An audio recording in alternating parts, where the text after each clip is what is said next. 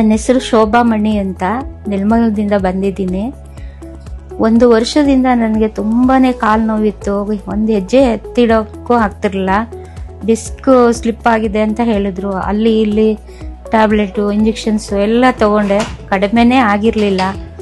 ಆದರೆ ಯಾರೋ ಹಿಂಗೆ ಸಜೆಷನ್ ಕೊಟ್ಟರು, ಫೋರ್ಟಿಸ್ ಕನ್ನಿಂಗಮ್ ರೋಡಲ್ಲಿದೆ, ಅಲ್ಲಿ ಹೋಗ್ರಿ, ಮತ್ತು ಸುನಿಲ್ ಬುಡ್ಡಪ್ಪ ಸರ್ ಇದ್ದಾರೆ, ಅವ್ರು ತುಂಬ ಚೆನ್ನಾಗಿ ನೋಡ್ತಾರೆ ಅಂತ ಸಜೆಷನ್ ಕೊಟ್ಟರು. ಅದೇ ರೀತಿ ಇಲ್ಲಿ ಬಂದು ಒಂದೇ ದಿವಸಕ್ಕೆ ನೆಕ್ಸ್ಟ್ ಡೇಗೆ ಬಂದು ಅಡ್ಮಿಷನ್ ಮಾಡ್ಕೊಂಡ್ವಿ.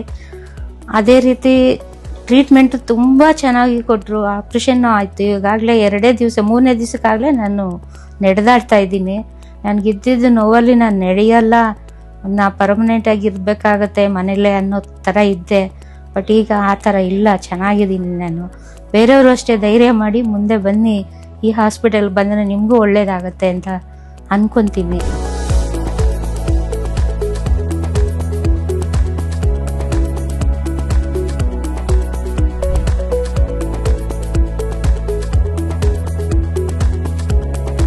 ನನ್ನ ಹೆಸರು ರಾಮಲಿಂಗಪ್ಪ. ನಾವು ಮನೆ ಬಂದು ನೆಲಮಂಗಲದಲ್ಲಿ ಇರೋದು ನಾವು. ಈಗ ನಮ್ಮ ಹೆಂಡತಿಗೆ 1 ವರ್ಷದಿಂದ ಹೆಚ್ಚು ಕಮ್ಮಿ 1-2 ಸಲ ಗಾಡಿನಲ್ಲಿ ಹೋಗ್ಬೇಕಾದ್ರೆ 2 ವೀಲರಲ್ಲಿ ಬಿದ್ದಿದ್ರು.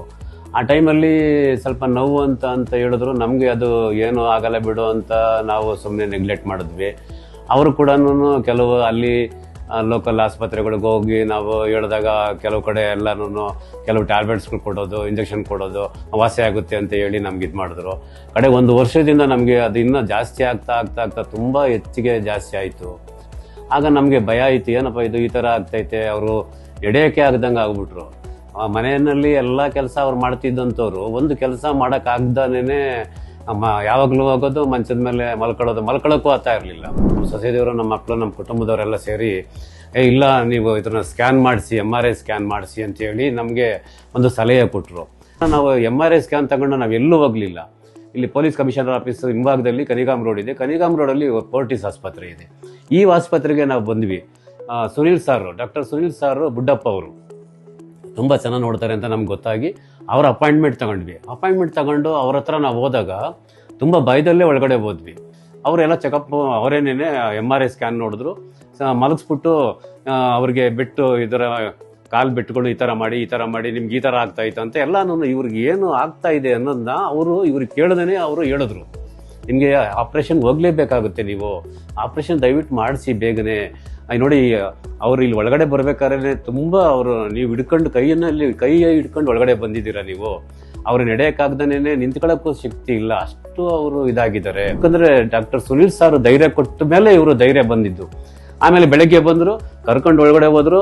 ಇವ್ರು ಹೇಳಿದ್ರು, ನಾನು ಧೈರ್ಯವಾಗಿ ಹೋಗ್ತೀನಿ, ನೀವೆಲ್ಲ ಆರಾಮಾಗಿ ಕೂತ್ಕೊಳ್ಳಿ ಅಂತೇಳಿ ಒಳಗಡೆ ಹೋದ್ರು. ಹೋಗಿ ಹೆಚ್ಚು ಕಮ್ಮಿ ಒಂದು 9:30 ಒಳಗಡೆ ಆಪರೇಷನ್ ಥಿಯೇಟರ್ ಒಳಗಡೆ ಕರ್ಕೊಂಡು ಹೋದ್ರು.